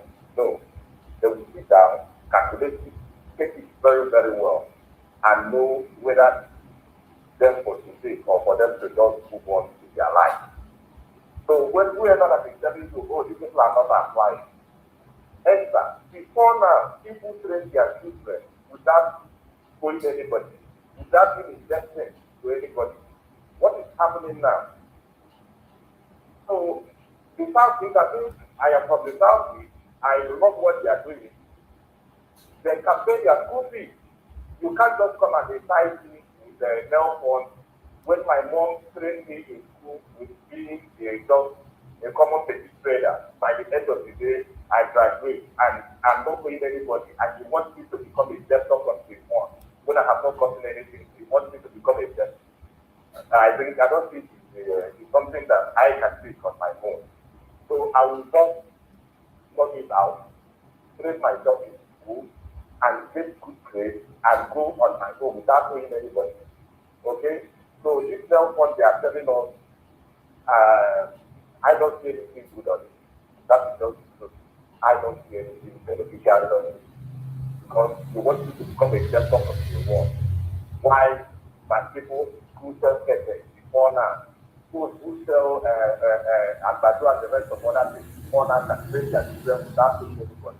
But because of the bad economic policy you are telling me about Melbourne, which I'm not interested. So the Southeast people, close to them, I love what they are doing. They can pay their school. They can take care of themselves. Then you continue that way. Thank you. All right, 00369299933. Hello? Hello. Yes, good evening. How are you? Why am I okay? Animal, welcome. If like you like it, you will. Sorry. See, if I don't pick it, another call will come in. Thank you so much. Thank you. Let's come from the weather now. Welcome, sir. Yeah, I read Mr. Fred's correct. can call him barrister for example. So if there's a will remove barrister. Well, he says that all of that is just for the purposes. It's not in the law. They listen to what he says. I joined it, don't mind. Anyway, the man, he really. So long as you went to law school and you have your, I think you all have codes or something, you're a practicing lawyer. Barrister is not a problem. I think it's just a school club thing. If like that, okay, no problem. Yeah. Thank you about that. Thank you. So what I want to say is that it just pour my heart. Like, it just gave me, it doesn't need this night, just excellent. You understand? What happened is that part of Southeast are living in China, but they are still arguing that one Nigeria. No problem, we accept it, you understand? But the fact is just that we are living in China. That is it. Sometimes the propaganda is too much. Sometimes they will Southeast apply for things, but they will start propaganda that say, nobody come out and stuff. Like, when you see them saying the truth, it's something like military, anything that have to do with go to war and everything, that is when they will truly come out to want people from that to join, and which is very, very bad. Then concerning about the law, why was I carrying on to go to school? Before, a law said person that is selling corn, children, person that is selling any little business can treat their children with that loan. So why would somebody come and carry loan to go to school? Tomorrow you'll be thinking about the loan. You don't even know what will happen then. Before you know it, you will rent the house, you will start the life. Anything that will happen, you'll be thinking about how to pay. It's very unfortunate. What I want to say is just that if they believe that people they are treating us like second-hand citizens, let me not lie to you. I know what I'm facing as a people man. I know what I'm facing. I know many things I hear saying against people, but maybe they will think I'm not an Igbo, but I know. That's why you won't understand. Serious. It's very, very painful. It's not by force to do. It's not by force. If they don't want to, let us go. Eh? Thank you. I don't want to be emotional this night. Thank you so much and good night.